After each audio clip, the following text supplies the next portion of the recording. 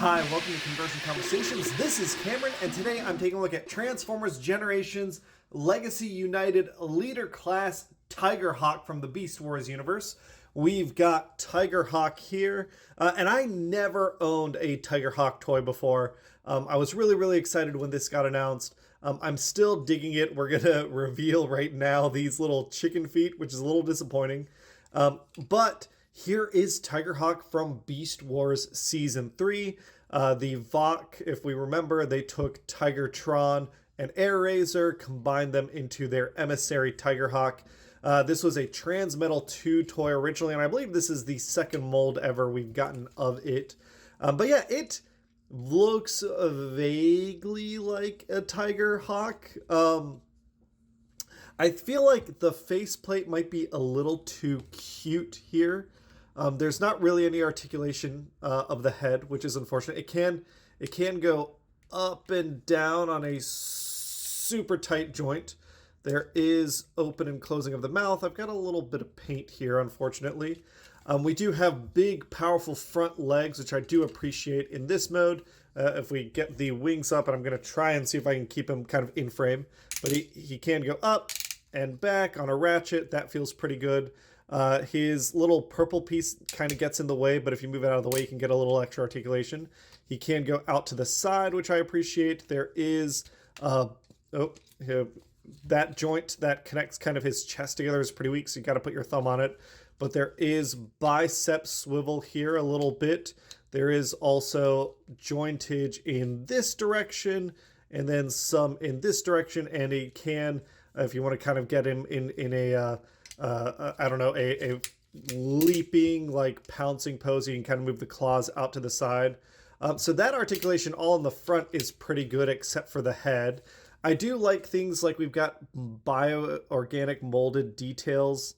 Like here, I really like his kind of tufts of fur in his ear, that sort of thing.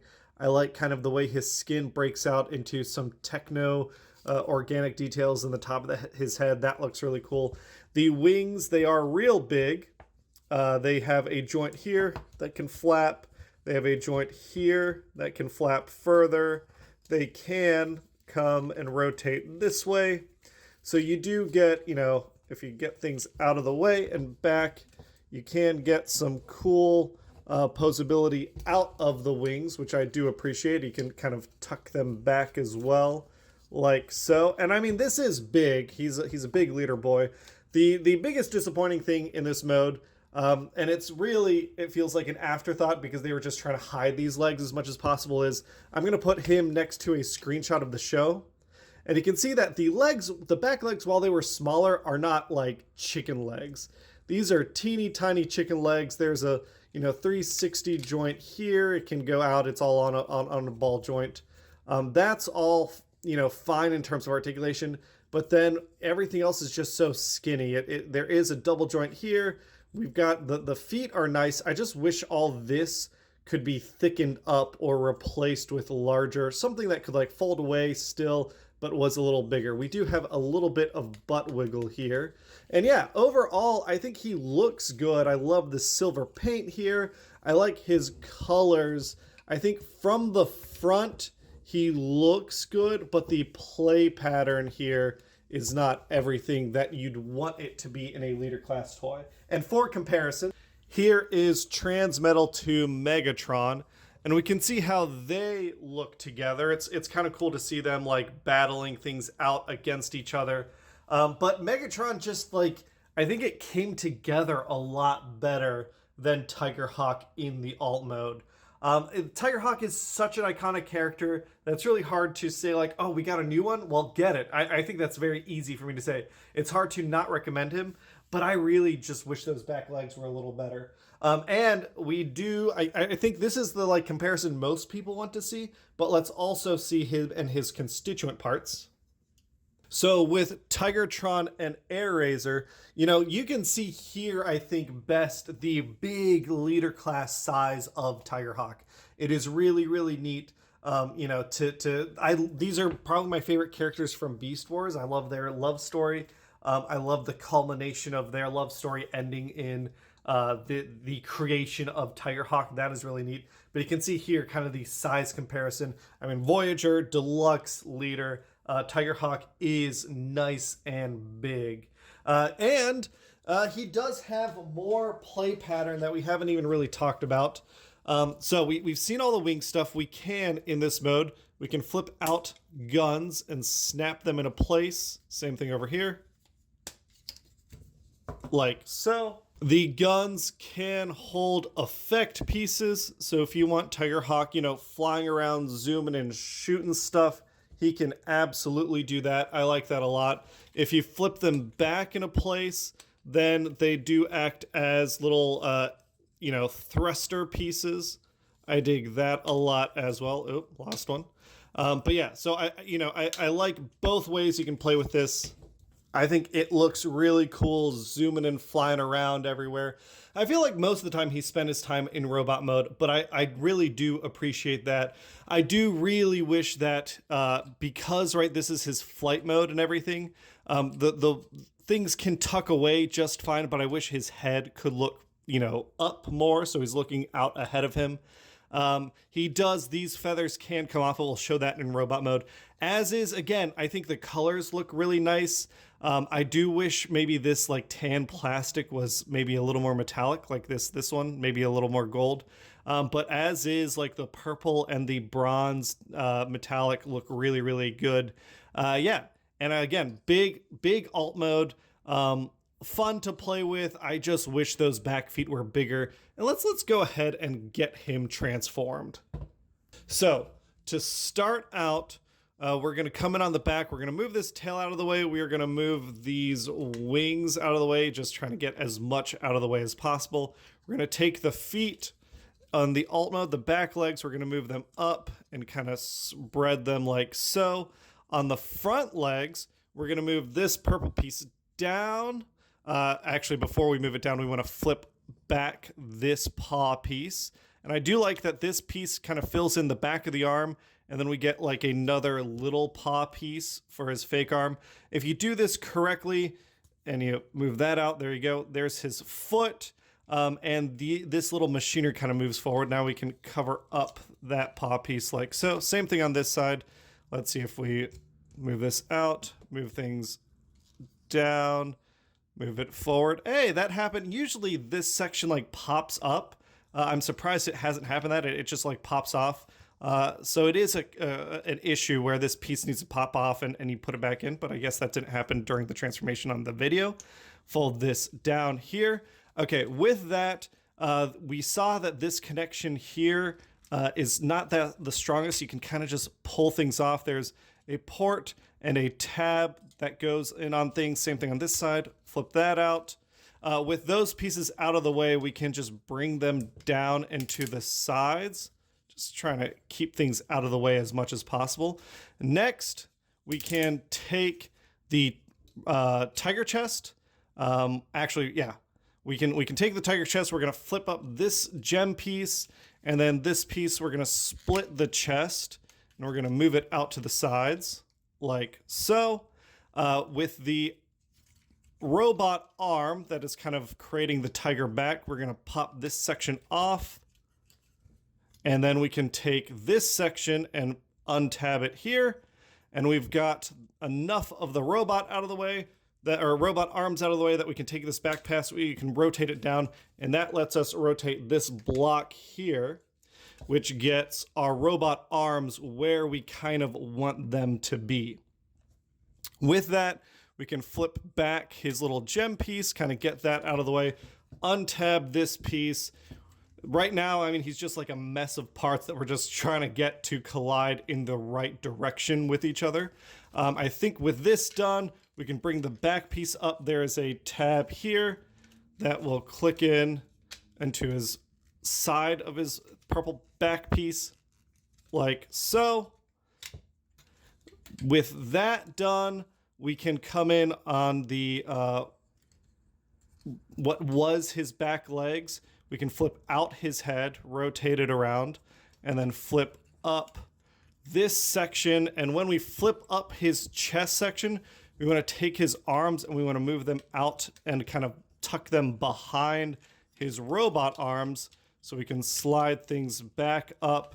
We're trying to avoid things colliding too much. There we go.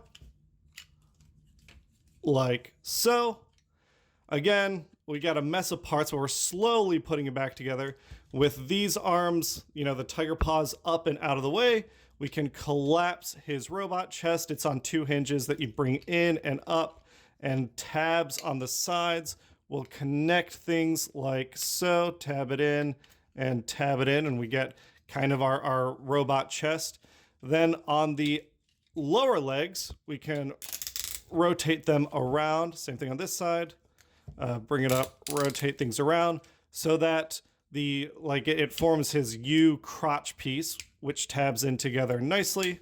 And we've got our short little legs there. And then the robot arms, these armpit sections have little slots here that we are bringing down to tab in appropriately on his arm. And let's see if we can get that on camera. Same thing over here. Just bring it down, and there you can see kind of his tiger head and the green shoulder piece create his shoulders. With that, then we can flip around his forearms, untab things, bring out his fists on either side. Same thing over here. Flip, flip. Then we just bring in our back leg paws, and they do have tabs right here that'll connect to his top of his chest. And this one never wants to it never feels super secure. It just kind of frictions in. There we go.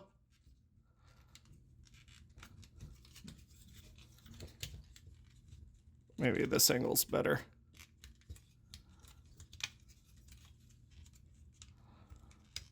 There we go. And with the wings kind of folded back, we do have Tigerhawk in his robot mode. Let's get our camera adjusted. And we'll come right back after we announce the winner of Transformers Generations Legacy United Voyager class Thundertron. All right, it's time to announce the winner of Transformers Generations Legacy United Voyager class Thundertron. Over here on the left, per usual, we have all the different comments on the video. If you entered the giveaway, then and answer the question of the day, you got a little heart. Over here on the right, we have all the entries, which were 25 of them this week. Let's see, ran between 1 and 25. Our winner is number 16. Number 16 is Tim Albrecht. Tim, congrats. And people came up with a lot of fun ideas. Yeah, Space Warp being a popular submission. People came up with all sorts of fun deep dives that hopefully we get in the future. With that, let's get back to the review. Oh, Tim, reach out to me wherever. My goal this week, I was sick last week, so I still have to send out Bumblebee, Optimus Prime, and Thundertron, but now I can just make one trip to the post office. So Tim, if you can reach out to me as soon as possible, we'll get Thundertron bundled up, and then I'll get everything shipped out and everyone's shipping information to them as soon as I can. And let's get back to the review. And here we have Tigerhawk in robot mode. And starting out, I do want to say that I wish the proportions were a little better here. I normally do articulation before size comparisons, but I want to show him next to, let's say, Thundertron as a Voyager. So we can see Tigerhawk is about a head taller than Voyagers, but I think I wanted Tigerhawk to be even taller than that. My issue is that these legs seem short compared to the length of the torso, and I think some of that comes from the implied lengthening of the torso that comes from his skirt being as long as it is. I like these feathers. I think maybe if the skirt had a hinge in it that it could fold up and collapse and become a little shorter, and maybe there was a telescoping effect to make the I like the length of the thighs, but I think the shins could be longer. And then if that made Tigerhawk maybe like half an inch taller, he'd look a little more proportionate. Right now he looks closer to his Beast Wars toy design in proportion than his cartoon design, which is over here on the left. I think he was a taller figure, or maybe more slenderly proportioned than what we're getting in this toy. As is, though, he does look pretty cool. I really like that head sculpt. I love the transparent visor and the painted eyes behind it. That looks really, really good. But again, just like in Tigerhawk mode, in robot mode, this head cannot look up. For a toy that spends so much time flying and in the air, like I really need him to be able to look up and see where he's going.